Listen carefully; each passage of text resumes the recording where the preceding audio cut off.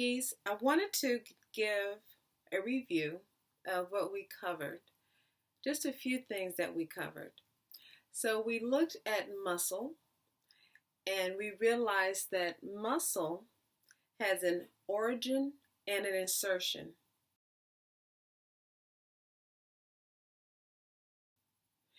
The origin is usually the larger part of the muscle, and the assertion is where it attaches.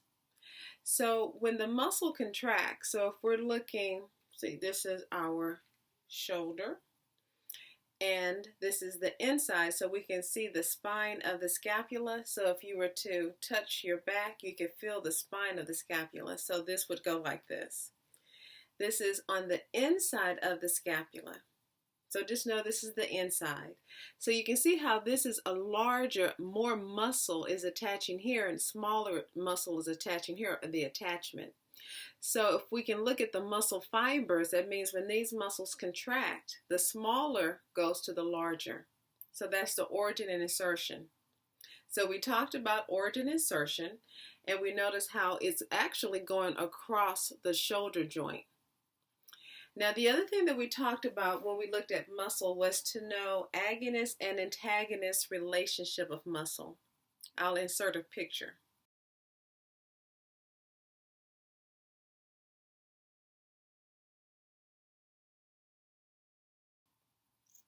So with the agonist and antagonist relationship of muscle, that means one muscle is the prime mover and the other muscle just kind of helps or is doing the opposite.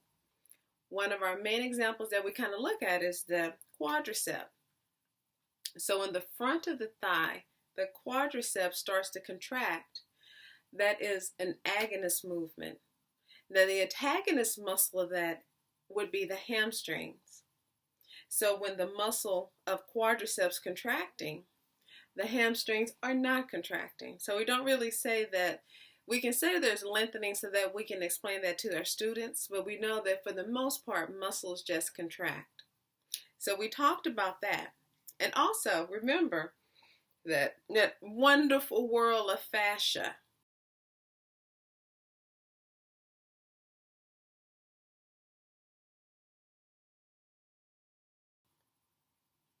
So with fascia, remember that's like the encasing of the body. So the encasing, it has fascias all throughout the muscle. Then in turn, it goes around, and this is all fascia, and goes onto the bone. So that means that around each of these bones, we also have fascia. So we talked about fascia. Movement only happens around the joints. So when those muscles are going around the joint and then these muscles start to contract, the movement happens around the joint. So when we start to look at joints, these are when two bones are coming together. Now, these bones don't just really touch. There's like some synovial fluid and fluid in between all of these also. So these all have synovial fluid in the joints. The joints themselves, we talked about bones. At the end of each bone, we have what we call articular cartilage. It's this kind of slippery, glossy thing that's over the bones. It's with that articular cartilage that goes into the bone that helps this nice gliding motion. So the muscles that are going around the joint, or maybe the tendons, when the muscle contracts, it causes the bones to move at the particular joint. And so what's moving, once again, is the smaller part, the insertion, is moving towards the origin when we look at the muscle. So that's what's causing the movement. There are several joints in the body. The one that we kind of really pay a lot of attention to, or the one that we kind of get familiar with, ball and socket. So this would be ball and socket because you see it has this deep indentation, and this kind of like a ball. So when we go into here, that's the ball and socket. Around the ball and socket, it has so much mobility. It can move in all different directions. This depends on how your body is faced or oriented with the bone. So it has a lot of movement, but it's also at the ball and socket that you can end up having the most dislocation. So our main ball and socket joints are right here at the hip joint. So when we refer to the joints, we're referring to right here. So this is our hip joint. And the other one that we have would be at our shoulder joint. This is also ball and socket. So those are our two ball and socket joints. The other joint that we have would be a hinge. So we can look at the knee and the elbow, and we see that it's a hinge joint.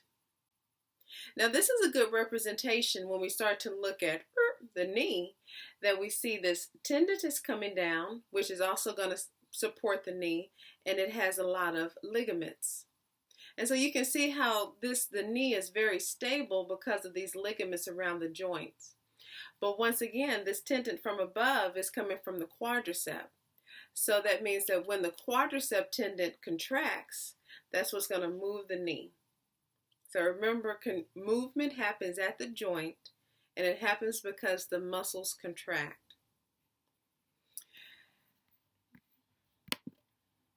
So we also have what we call a pivot joint. Usually the pivot that we're looking at is right here in the neck, so we'll call this a pivot joint.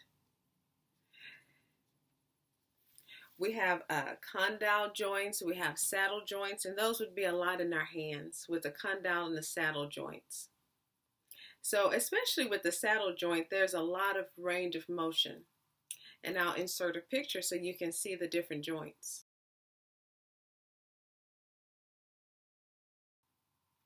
So the actions that we have at the joint, we have flexion.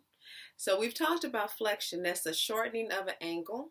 So this would be flexion. So if I'm looking at the shoulder joint, when I take the arm forward, there's a shortening of the angle. We have extension. When I take the arm back, there's a lengthening of the angle. So we can have flexion and extension at all the different joints. Flexion, extension. Even when we move forward in our torso, that's flexion, and we lean back. Really, that's called hyperextension, but we can call it extension. So we have flexion, extension. Abduction, the arm goes away, it's been abducted. That's abduction. And adduction.